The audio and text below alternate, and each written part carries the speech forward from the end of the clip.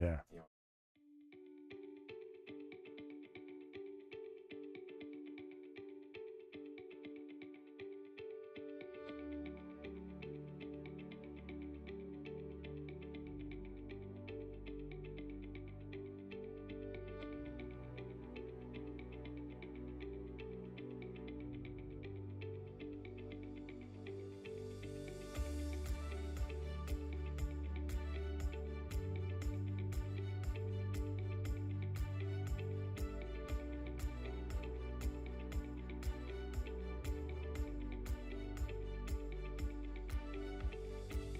At America's SBDC Network, our mission is simple: to help businesses grow and succeed. Our consulting, training, and information services make it easier for businesses to reach their potential. Whether you're currently in operation or just starting out, America's SBDC Network has the right tools, resources, and expertise to help you succeed. Visit us online or contact your local office to get started on your path to success today. Welcome to the Business Boys Talkin Business Virtual Power Lunch. Please welcome your hosts, Tyler Price and Brian Magleby. Hey, Talkin Business, Talking and some look at business. that background. Wow, that was last week. That was last that week. was last 70 week in degrees. My long sleeve shirts are put away. Welcome to the third We winter know, of Eastern we Idaho. know what we're in for. April's just not a very, happens it's such a every year. tease. It's like, hey, here's 70 degrees. Yeah, go out and plant now, that garden. Yeah, don't do it. Don't Yeah, do it till see- June. I'm just telling you, being a garden guy. Yeah, see how that works for Yeah, you. So I've my father-in-law's already crying the woes Yeah, about his tomatoes and no, different plants that don't he's do it. already. Don't do it. Like, Anyway. dude, good thing you have a greenhouse to put those in, because you're going to need it with the frozen tundra we live in here in Eastern Idaho. Little snow, right? Just It a little is. bit. So yeah, we've had some green backgrounds in the middle of winter, but now we got we do it again. Yeah. It's middle of winter out Yeah, there. it's middle of winter. Snowing all morning. In fact, you look out the window and it's Coming down sideways, not even vertical. It's sideways. So. Welcome to Eastern Idaho. So good. Well, we've got this new background. It's got the company's logo on it. Man, Yeah. impressive. Pressworth, yeah. Got to thank the assistant for that. That's a great job. impressive that she. I like that. We should have the logo. Is that the move? Is to have the logo It of the is. person we're talking with? It is. So it's kind of something new I thought of this week, and Well, we decided to try it out. And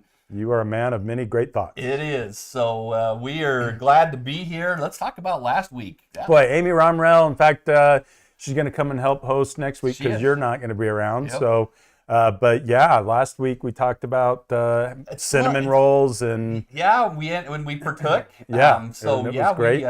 but man, what a super entrepreneur she Yeah. is, and just she's got her things going in the right direction, looking at continuing to expand. But man, she runs her business really, really smart, and just impressive entrepreneur. and employees love her and the whole bit. So is. she's doing great things. So. Yep, and in fact, I went and had lunch there Friday. Oh, very good. And I tell you that I had this sandwich that was just it was their Philly.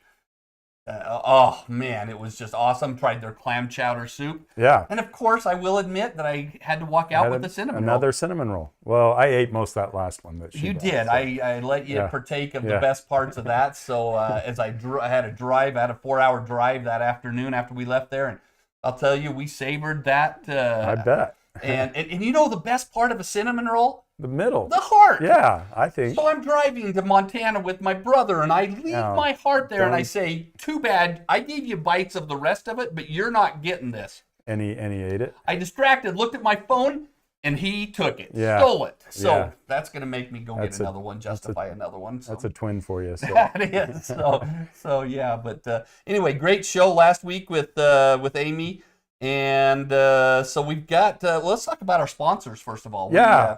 We Boy, showed an ad there with the SBDC. SBDC. In fact, I had someone reaching out to me today about a business idea that they have, and I sent them the link to get with Brian, and I'm still in the mix. I don't, but just so that they can come and get some really good eyes on what they're trying to accomplish and some of the resources that the SBDC offers. Yep. If you're in business or starting a business or need a little bit of a push, The SBDC just has amazing resources. We're going to show another 2-minute video right at the end before we bring our guest on today that gives you a little bit more idea of what all the SBDC does. But they've been doing it for 40 years, and just it's the best consulting that you'll get.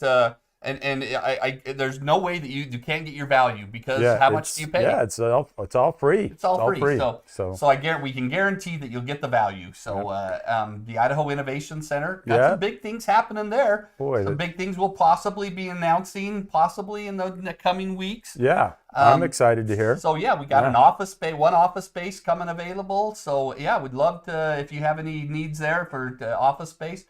Bullpine Marketing. This is how quick. Our countdown clock, if you were watching this on our website, the countdown clock, we had someone text us 5 minutes before the show starts.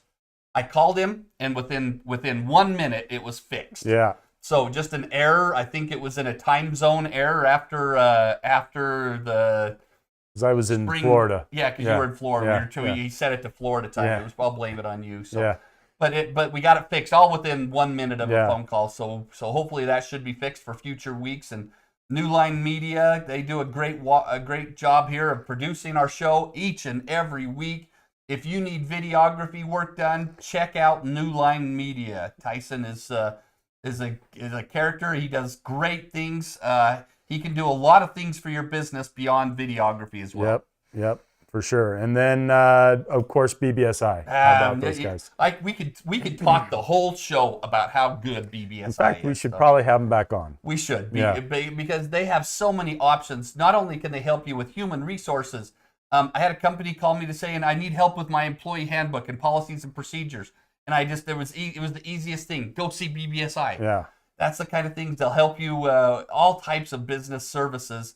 Let alone payroll and helping you get employees and helping you fire employees and work with your employees and everything like that. So, exit strategies at some point, the whole bit. There's no one better than Jared to do that. So absolutely great. We appreciate our sponsors. Couldn't do the show without them. So let's talk about today. What's this week? This week is... Well, we got tax week going on, right? Yeah. And I still am getting my stuff together. And I hopefully wrap mine up, but I'll tell you that it's a stressful week for a lot of people when they get down to tax week. And so we thought, what better to have a guy that specializes in business taxes come on and talk about what businesses should and shouldn't be doing to get to save and put money. Would you rather pay it to Uncle Sam or put it towards your bottom line? Yeah, you gotta figure. Well, it's just good strategies, and having people that focus on that in your corner, highly recommended. It is. It's great. So we've got Jared Blackham with Crestworth Accounting Solutions here, and then he's going to wrap up. I know we did this training a few shows ago, but this guy is going to tell us a lot more about why it's important to have these key financial statements. We'll kind of talk more during the show about what businesses should and shouldn't be doing, but at the end, we're going to train businesses exactly what financial statements they need to pay attention to. Great. So absolutely great show today. We're going to watch this quick video about the SBDC, one of our main sponsors that we appreciate so much. And then we'll bring Jared Blackham on here to talk all about Monday.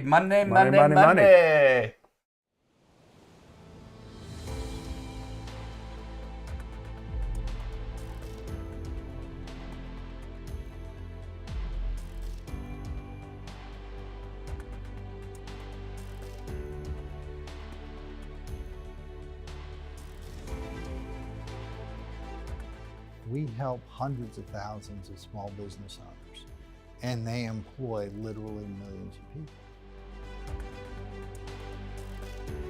The support that you can get from the SBDC is very, very important.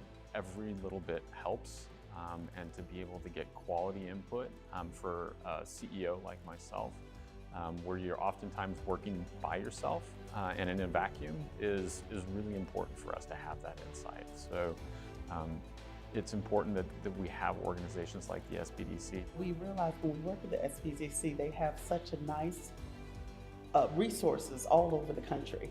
So when we need something, either in our product line or training, I just immediately ask, and whoop, like magic, they normally have a response for us. Atlas Space Operations found the value of SBDC in our early days in Michigan. The tech team at SBDC from Michigan has been fundamental to our success in raising money and growing the company. Since our engagement with SBDC, we've grown fourfold in 2 years. Frankly, if you've got a business and you want to energize, move yourself to the next level, you should be going to an SBDC.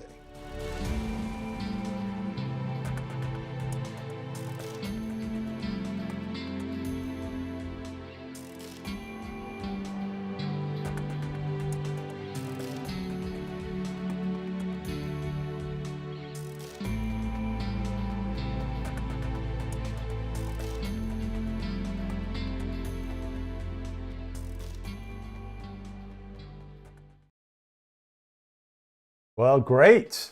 Awesome. SBDC. Yes. Like those guys. So 40 years they've been doing it. So Yeah, that's, helping- you I gotta know mean- you got a good thing going if it's Yeah. lasted 40 years. So. Absolutely. So Jared, you growing up, I remember when people would say, "Hey, what do you want to be when you grow up?" And it was always, for me, it was cowboy, fireman, police officer. You said, "I want to be a bean counter." Well, not really. Not really. Not really. Okay. All right. Not really. So it's actually, I started out doing construction. Oh, I did okay. construction for a lot of years, and actually started my major in my undergrad as a construction management major. Right. 2007, Ooh, 2008, rolls around, saw the writing on the wall. I said, this is not for me. Yeah. And believe it or not, I actually decided I wanted to do something that didn't require hard math. Yeah. I had done quite a few advanced math classes growing up in high school, and then as I got into college. And I just said, I don't really want to be a physicist or something that's going to require all these fake numbers. I just don't want math at all. So I went through the college degree book and found accounting required very little advanced math. And I said, you know what? I like to spend money. Yeah. Let's do that one. Plus, minus, and multiply and divide, right? And Add and that's it. subtract. Yeah, It's that's it. easily done. Yeah. So, And there's one reason why he's able to be on the show is because he doesn't do the taxes, Yeah. but he sets businesses up in the right way.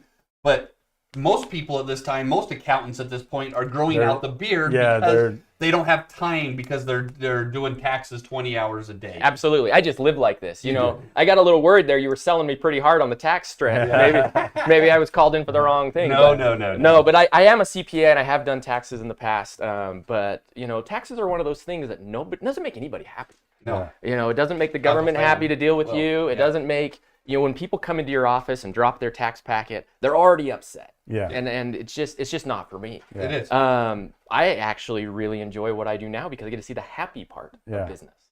So then you're, in addition to helping maybe new or medium or big size businesses, kind of CFO type stuff for hire. Yep, absolutely. You also help at the SBDC at the Idaho Innovation Center, helping with the QuickBooks class. Absolutely. Yeah. So let's plug that for just a second before we get back Yeah, into usually talking. we talk about our classes before, but we're going to talk about it during. So Jared is our instructor, and we have probably a list of, say, 10 instructors that teach classes through the SBDC. What time? How many times have you taught this class? Ooh, I think we're going on 7 or 8. 7 or 8. That's Maybe kind even of more. where I did. Yeah. There's a flyer for it. The class does start tomorrow, and he's the instructor. The class is only $199. It's the lowest priced QuickBooks class around. Yeah. And it is class starting tomorrow. And so there's a code there. You can call the Innovation Center at the phone number there on the screen, 208-523-1026. And you will. But let's just talk about his history in that class. People like it, apparently. Yeah. They keep calling me back for some reason. Well, because at the end of every class, they get to rate the instructor. They do, and they don't even have to put their name on it. So we allow that so that they can be as brutal on there as they can. Let's talk about his rating on that. Yeah. Everyone listening out there, I've got cash in my pocket. If you can knock him off his pedestal of being the top-rated instructor of the SBDC's classes. You're just jealous because I'm beating you. You 100%. I will admit you're beating me, and it's just insulting. I go in and tell the class that what do I have to do to bribe them to give you a 4-star rating? We've only got 1 4-star rating, and what was that reason? Yeah, snacks. Snacks that I was not providing. The snacks were not up to their caliber. Wait, when was that one? I thought it was always been 5 stars. That must have been. It recent. is. Now last we class, eliminated that one because yeah, it was my 'cause it was problem. So snacks. I can All right, say all right. that in all seven or eight classes that he's taught, he rated it, and people, they don't have to put their name on it, so they can be brutally honest. And so I don't know. I never see the reviews, so I got to take Yeah. your word for it. But yes, but we have a good time in that class. You We really do, and it's a class. It runs on Mondays and Wednesdays. Starts on a Wednesdays and then goes the following Monday, Wednesday in the evening, 6 to 9.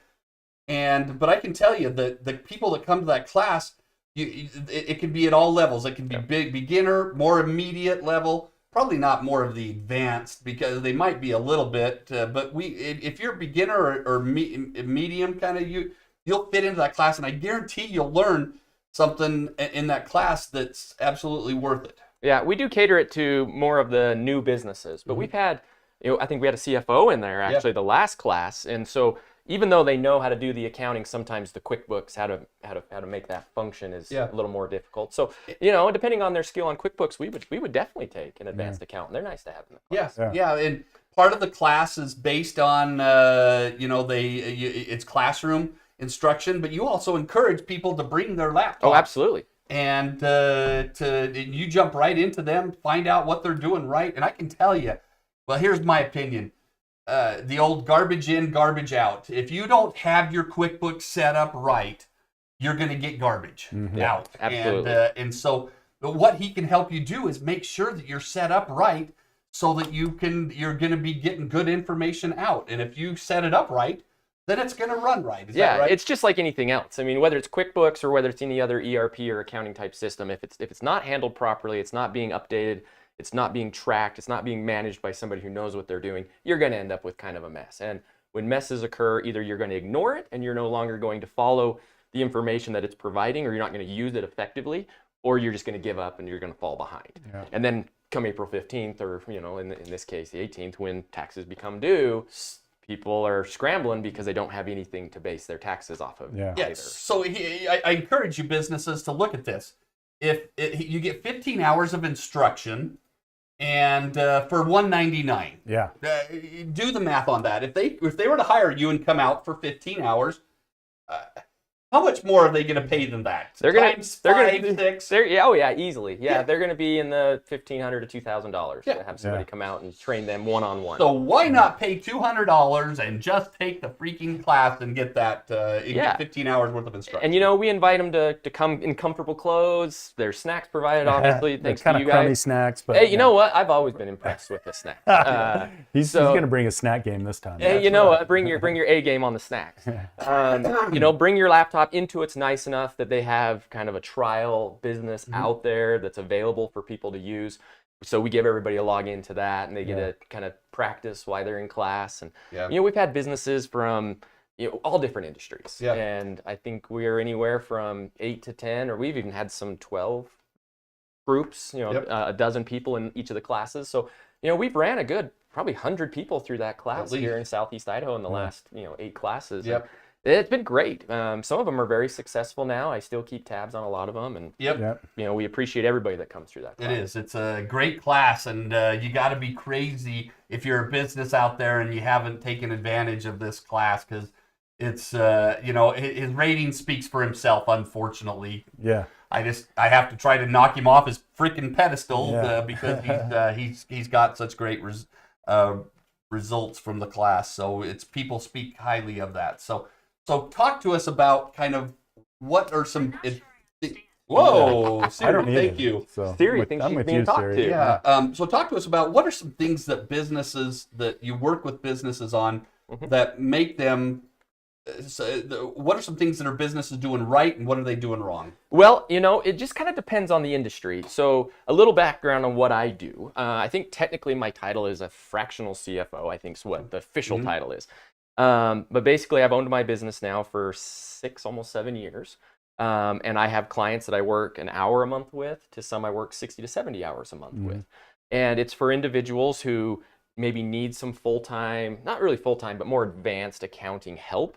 But they don't want to go hire a full-time CFO that's going to run them $100,000 to $150,000 a year. But they do need some additional help.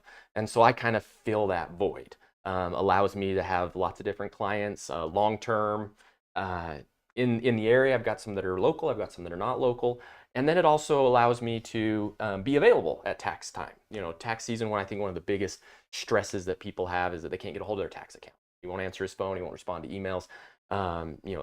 And I'm available. My business line is very flat. I work out of my home.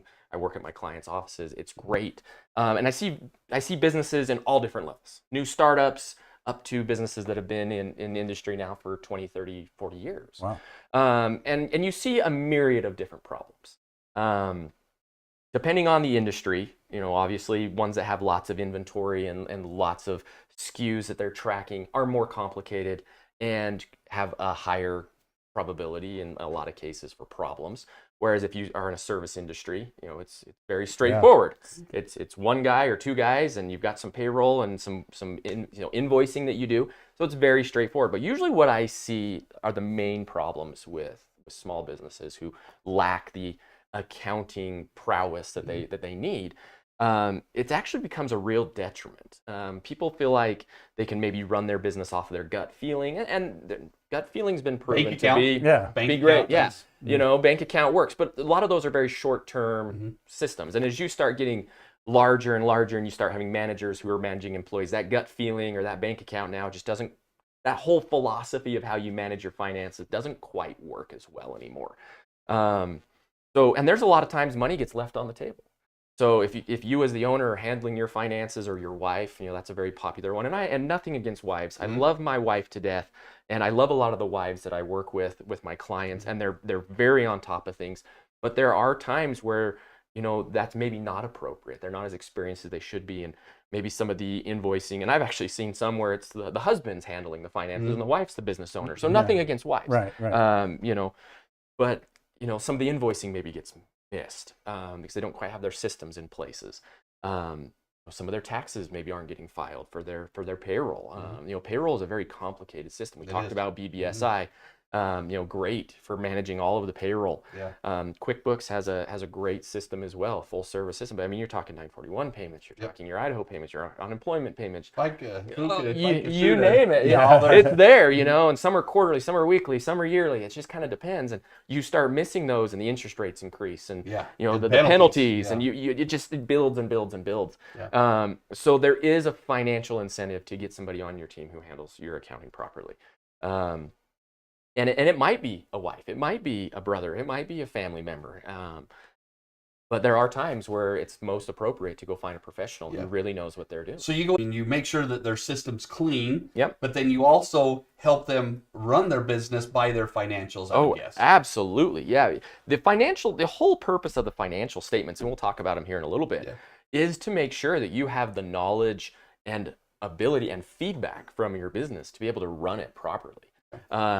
There's opportunities that come across the table quite a bit for a lot of businesses to buy things in cash and to get a great discount, to hire this employee, to move into this market arena. Those opportunities are great if you should or shouldn't take advantage of them. And the only way you can really do that is by monitoring your financials. Do I have the cash to buy that piece of equipment that's a really great deal right now? Is it going to provide the return on investment that I hope it's going to? Moving into this market, is that the best thing to do with the finances I have now? And so having that information available to you is great. But it's not just trying to avoid taxes. We talk about taxes because that's this week. We're just going to get excited about taxes. There are a couple of places, whether it's the accounting office or whether the owners, there's a couple of places where this whole tax evasion strategy starts from. I think that's what everybody wants to do, right? I don't want to pay taxes. I don't want to show any income. I just want to kind of break even and not have double-edged sword. Don't want to do it. Yeah, absolutely. So that's great. But at the same time, in order to get a business loan, in order to have some equity in your business, in order to kind of grow as a business, you really can't drive your P&L, your bottom line, to zero every year and expect the growth on the top end that you really want. So let's take that to the next step.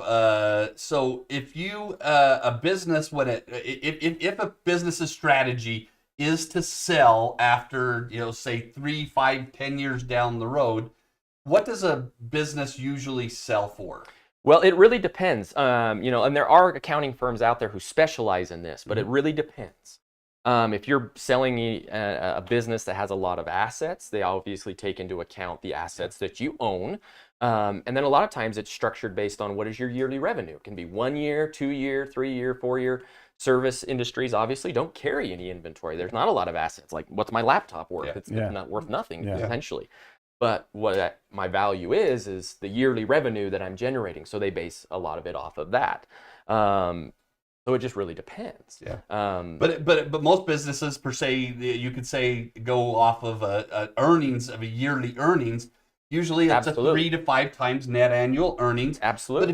But if you kept that number down at a hardly anything, taking 3 to 5 times nothing is, I learned, is zero. And so 0 times 0. That's the kind of math I like. Yeah. So it's smart in a way that it actually, if that's your strategy, is to pay the little as you can, you can probably, write that a lot of things off. But is it smart for you to do it? Because it's going to stymie you down the future of selling your business. You can be selling yourself short, and it also creates other issues. Talk about writing things off. The IRS knows that people are not in the business to make nothing. Like they know that. And so if you're into this tax evasion strategy, there is this incentive, hidden incentive, or maybe it's a glaring incentive to pile things on that maybe shouldn't belong there. And that's a slippery slope, and it's problematic, and it can create its own issues. Mixing your business and personal is a myriad of issues, not only financially, but liability and in legal and other things. Do businesses really do that? Oh, absolutely. Absolutely do. I love those meetings with my accountant when he'd say, you've got to go out and buy a pickup or a buy a truck truck. or a snowmobile. You got to do that. You got to do that, and I don't know too many accounting firms that need snowmobiles. But, I like the idea of it, but the justification is not really there sometimes. So we got to be really careful as business owners that you're not piling on things that don't belong in your business. They need to be legitimate business expenses and assets. But let's talk about the truck example, because that's a really popular one. I mean, what's a new truck cost?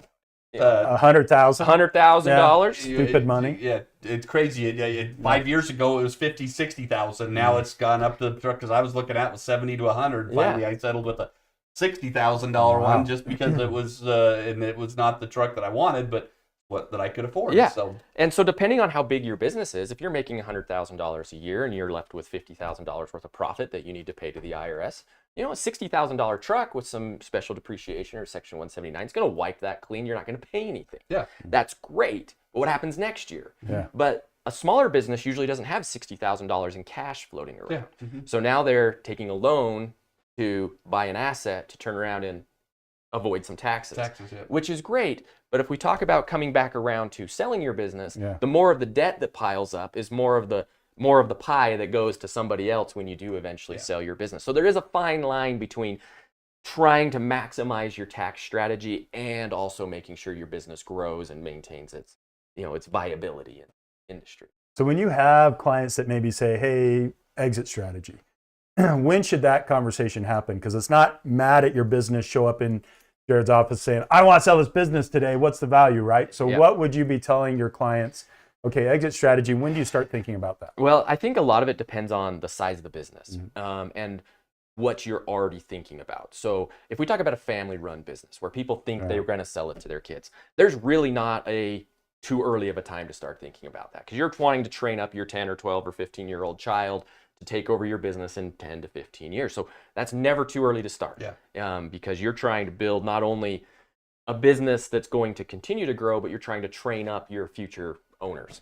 But if you're wanting to sell your business, I usually think in the 4 to 5 year range is kind of where people start thinking about it. I've had some people approach me where they're like, hey, 10 years from now, but in 10 years, we don't really know what the market's going to do. We don't really know what the trends are going to be. So it's nice to start the conversation. When I said the common thing is 3 to 5 times net annual earnings, if you're in that time frame, 4 to 5, you've got yourself set up that you've got 4 or 5 years that you've made good business financial decisions, that your numbers are going to be worth the most at that time. So I think I agree with that time frame. Absolutely. And there are people who like to sell their business for maximized profit. There's also people who they have a time frame they want to sell. Regardless of what my business is worth, when I turn 55, I want to sell it. Like there are those individuals out there as well.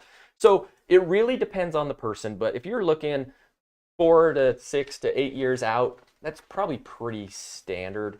But there are going to be differences depending on the industry and who's actually running. Is there a common theme that you have to talk to your clients about? That's not something I'd recommend you do.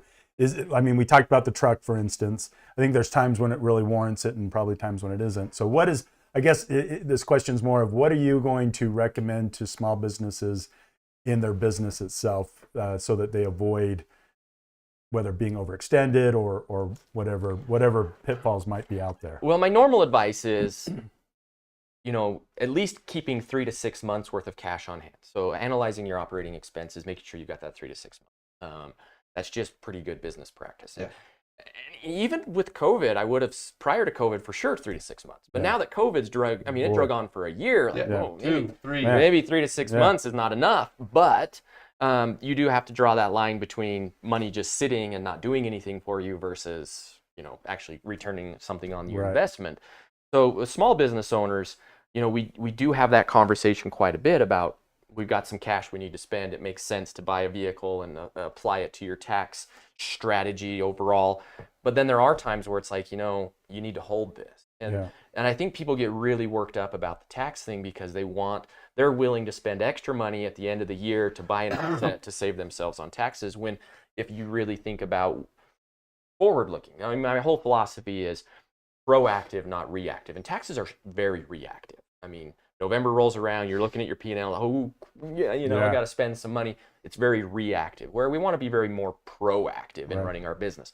So looking farther ahead and taking into the strategy of how I spend my money, do I have some big contracts coming down the pipe that's going to provide a good cash flow for me?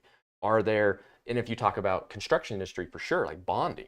Bonding requires a good working capital number, which requires cash, which requires some of those current assets. Lower debt, those kind of things. Do I have bonding requirements that I need to meet? So I take $100,000 out of my cash pool and go and buy a truck. Is that going to exempt me now from future opportunities because I can't meet specific requirements? Business owners aren't smart enough to think about those things. They just go out and, man, I love that new truck. They got to have it, and then they stick a logo on it and say, "Oh, there's a tax write-off." The tax write-off, which isn't always the case, right? Which is not always. But then they lose your bonding. That I've seen companies do that. So if coming back to something you said, so let's say a company's doing really well, they're not looking to exit anytime soon, but they want to diversify. Absolutely. So what are some things then that are there parts of what you do that it's like, hey, there's this industry over here that looks like people are getting, not that you're guaranteeing anything, but is that part of what you do, is help them look at how do I diversify and get my money working for me? Is that part of your when we strategy? talk about diversification, people who are, I don't want to use the word old, but more established, whether it's their business or themselves in their personal life, and find themselves more liquid with their cash. They have more cash available to spend. There's lots of places we can diversify it. If it needs to be available to you to use it, I recommend high yield interest savings accounts are really kind of the best if you want your cash available. Stock market, talk to an investor on that. Not really my thing. Right. But not to cut you off, but if someone comes to you and say, hey, this Bitcoin thing, I got to jump in this. What are you telling your client? Because there's people have made a lot of money in it. There are, and there's a lot of people who have made money in all sorts of industries. If we talk about the gold rush, it's let's do it. Let's run down there and let's go dig a hole and find some gold. I'm more of a conservative individual, and if people choose to spend their money that way, that's fine. I'm more of a traditionalist, though. I talk to a lot of my clients about buying maybe existing businesses that have good opportunities. As I hear of people, whether it's a client of mine or a client of a client that's maybe interested in selling their business. Hey, client over here, I've heard of this opportunity. Like more traditional ways of growing your business. Real estate, I'm involved in a lot of real estate transactions as clients start looking at what the return on investment is for real estate, rentals and things like that. So am I willing to just tell my client, here, take these huge risks? That's not really my call. Like I'm happy to advise the best I can. And my whole philosophy is I'll try to give you I'll try to give you the information I have. I'll try to give you the information that's in the market. I'll try to do the research that you require to make a good decision. But at the end of the day, it's your choice. You got to make that choice. I'm happy to advise the best I can, but at the end of the day, it is just my opinion. Yeah. So, and sorry to keep jumping in here, but back when COVID really came in full force and the government kind of I won't say No. I won't say overstep their bounds, Mm-hmm. but anyway. But then they threw a bunch of money in at the Yep. same time. Did you have any clients? I get you probably didn't because you were doing their books, but we saw people that didn't have their books done that show up saying, "Hey, how do I get this money?" Right? So what is? I mean, your service is very valid, but what do you say to companies? Because there were people that lost out on PPP money because they didn't have their Stuff together. their stuff together. I was going to use a different word, so thanks for using stuff. They didn't have it together, right? Yeah. So what do you caution then businesses on that? I don't think anybody saw the PPP thing Yeah. coming down the pipe. No. It took a lot of people by surprise. Yeah. And not having your stuff together. We talk about these opportunities left on the table, whether it's buying a good equipment for a cheap deal because you've got cash available, or getting into a market. That's the same deal. I get calls from banks, about, hey, I'm sending somebody your way. I recommended you because they're trying to get a loan and their stuff's a scrambled mess. And so, yeah, those types of things, like you can't predict them a lot of times. So having your financial statements in a nice, clean place buys you those opportunities. And unfortunately, there were people who did miss out on PPP. And COVID did affect, a lot of people, and some people to the positive. That PPP money was, man, it was just willy-nilly throwing it out there. It seemed like, and then you can get it all forgiven. You and, could, it's yeah. like unbelievable. But you could, and so it did benefit a lot of people, and that's it's a sad deal for those that never got to take advantage of it because they didn't have their financials together. So there was some money left on the table, and I had some hospitality individuals that I knew that suffered a little bit, but it came back with gusto. Once people started moving again. So thankfully, we were a little sheltered as far as the COVID whole effect here. I think a little bit. But yeah, it's unfortunate it did happen. And I do get people calling me up like, I got this great opportunity. Can you rework these numbers? Or, April 14th, I got to do my taxes. Can you throw me together a financial statement? Because I don't like the number I'm seeing. And 9 times out of 10, if it's a business owner who's, overworked. And I don't want to say overworked because as entrepreneurs, it's a choice. We're the only people that work 80 hours a week to avoid having to work 40 hours a week for somebody else. For less money. Guaranteed paycheck. So we're the crazy ones, right? Yeah. So I mean, it's not on there. It's not. I don't want to blame them because we all have our strengths and weaknesses. But I do have people call me and they're like, hey, I got to get this put together. I got to do it quick. And we try to make that work the best we can and take advantage of those. One of the books that we talk about on the shows all the time is the E-Myth. It talks about, working in versus on. And I can tell you that if you want to continue to work in your business and have someone that can help you figure out some of the things on working on your business, you need to look at having hiring a person like Jared to do that. And I just emphasize that you do not want to spend your time doing this. You want to have somebody this is what they do, spending their time doing it for you. So absolutely, we talk about accounting sucks. Let somebody else do it. It's true. A lot of people just don't want. Let's go right to that. So this is the quote that he gave us to end the kind of the show with. But he softened it up a little bit here. My wife didn't know the audience, so she thought maybe we should tone it down a little bit. Accounting is boring. Let someone else do it. It really is. I mean, it's not for everybody. It is. So if you don't know what you're doing, you're going to do more damage in your accounting system if you don't than having someone that's the worth it. You go out and make the money, and then use someone like Jared to do it, to tell you, what you're doing right and wrong. Yeah, so. I think you might be up on it more than me. The last statistic I saw, I think small business owners are worth about $300 an hour. You could get one heck of an accountant for $300 an hour. That's right. So I mean, go out there, go make your $200, pay them $100 or whatever it takes to get your stuff going, because they're probably not going to miss any invoices. They're not going to overpay your bills. They're going to make sure your debt's trued up. They're going to make sure the bank is happy. I deal with a lot of banks who. The owner's just talk to my accountant. Don't talk to me. They don't want to be involved. They have other things going on, and we're all good at something for a reason. And small business owners are successful because they do what they do best. And sometimes accounting's not it, and you do have to ask for a little help. Yep, very good. Well, Pressworth Accounting Service Solutions is an option out there. I encourage you to look them up. And Jared's just absolutely phenomenal. And if the QuickBooks class interests you, it starts tomorrow. At what time? 6 o'clock. 6 o'clock. At the Idaho Innovation Center. And I can guarantee you we'll pull out all of those 5-star ratings for the last 7 or 8 classes. And if you question it, but it's a very worthwhile class for that dollar amount. Absolutely worth it to come and meet Jared. So look into that, and you can scan that that's on the screen right now and get registered for the class if you want to. So you're crazy, and like his quote there, it's accounting is boring. Let someone else do it. That's great. So yeah, if they want to get in touch with me, they can reach out to you guys. As they sign up for the class. My website we just talked about down for a day, waiting for a certificate to get updated there. So hopefully should be up, crestworthaccounting.com, but It it's is a real business. Not It is. right. It is. Don't go there right now. It is a real business. That's what happens when you really only work a referral business. Yeah. You don't mess with your website very often. And his security certificate expired yesterday, but it's a great website. In fact, we pulled this background here off his website. Yeah, it worked earlier. Yeah. So so very good. Well, we appreciate you being here, Jared, and You're we welcome. wish you the best. And let's transition right into some training here. What are some of the key financial statements that businesses need to focus on, and why? Well, really the big three. I mean, we could talk about a fourth one, but really the big three is your income statement or your profit and loss. P&L. Yeah, is what a lot of people know. That's the one that most people want to. That's the one they really are concerned about. Most small business owners really are concerned about that one. However, in my opinion, I feel like the balance sheet is the most important. Tells the most truth. I feel like that's the case, and it's more used when you're trying to expand your business. We talk about working capital, we talk about bonding, we talk about loans from the banks, we talk about those types of things. It all shows up there. It shows up there, and that's the one they rely on a lot. I mean, yeah, they want to make sure there's some incoming profit monthly, but really your balance sheet. So your accounts receivables, accounts payables, where's that going to fall? It's all going to be on your balance Yep. sheet. Yeah. So your equity, how much equity you have in your business, all your debt, it's going to show up there. So you know, P&L will show you, on a month-to-month basis. Are you Yep. making some money?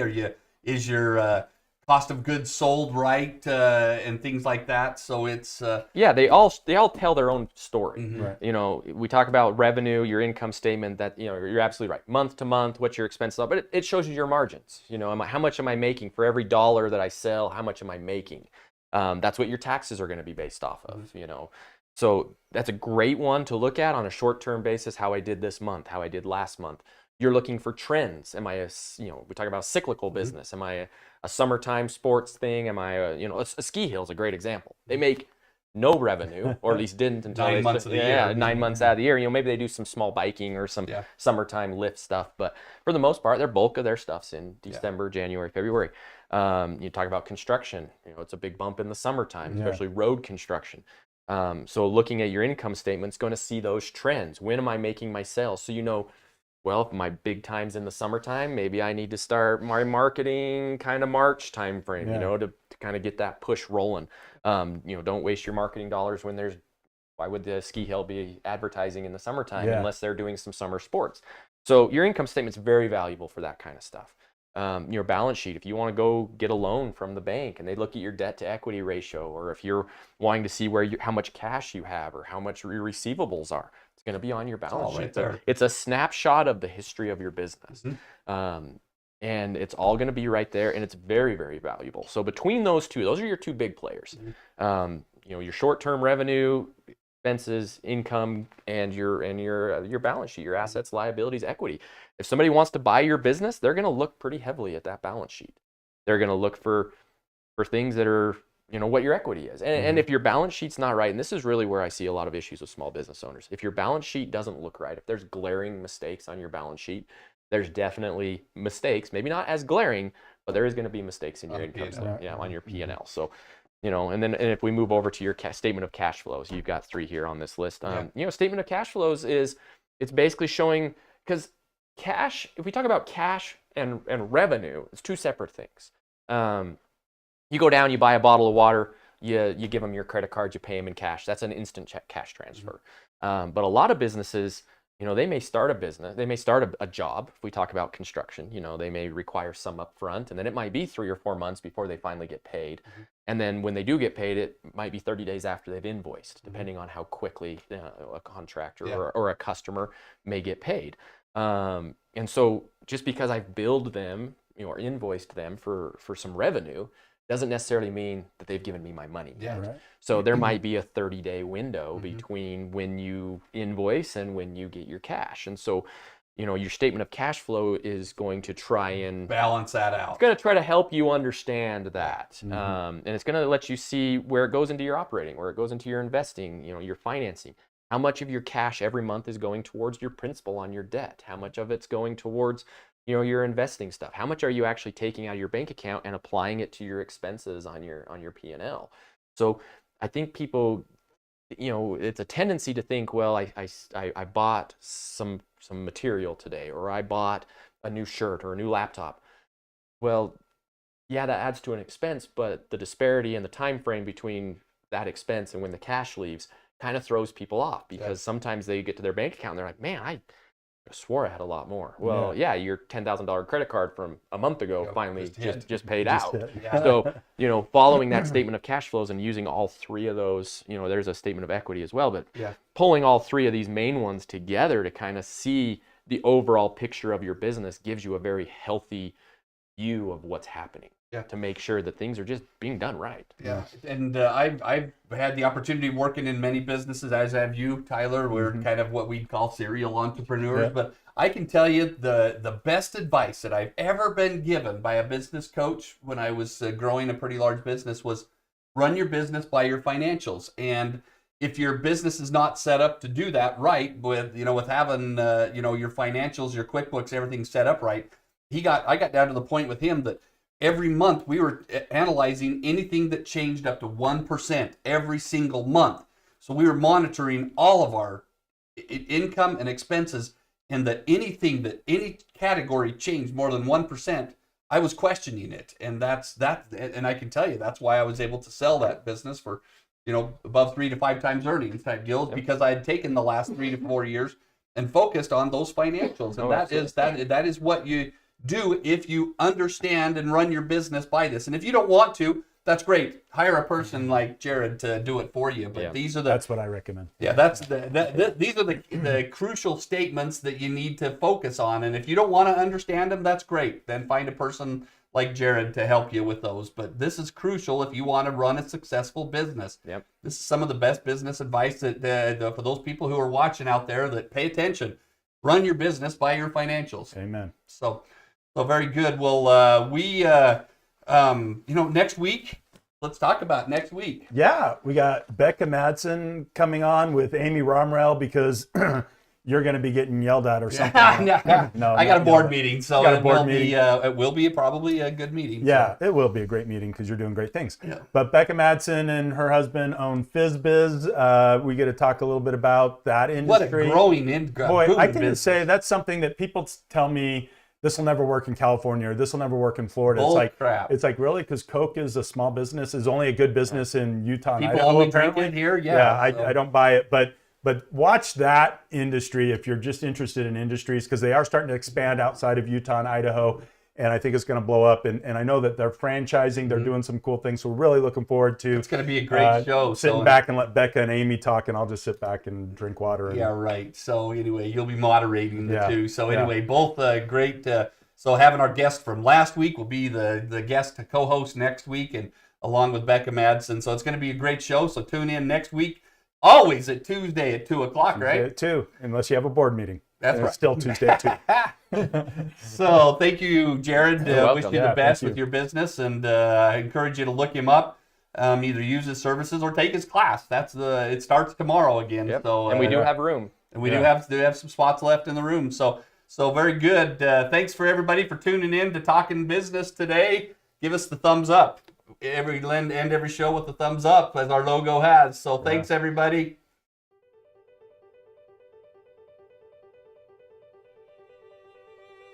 Financial statements are a picture of a company's financial health for a given period of time at a given point in time. The statements provide a collection of data about a company's financial performance, its current conditions, and its cash flow. There are 4 sections to a company's package of financial statements. The balance sheet is usually presented first. This is a list of the company's assets, liabilities, and equity ownership. The account balances are as of the date listed on the financial statement. The income statement is next and is a tally of the company's operational performance for the given period. The period is stated at the top of the income statement and most often is for a full year. However, publicly traded companies must produce financial statements quarterly and file them with the Securities and Exchange Commission. Next is the statement of cash flows. This statement lists the various changes to the cash account during the accounting period. It also reconciles net income or loss to changes in cash. The final section of the financial statements is the explanatory notes. These notes provide more detail about various line items in the financial statements, such as inventory methods used, contingent liabilities, and owner's equity. All financial statements provided to outside parties should be presented in conformity with standardized accounting principles. In the U.S., those principles are called General Accepted Accounting Principles, GAAP. In other parts of the world, they are referred to as International Financial Reporting Standards, IFRS.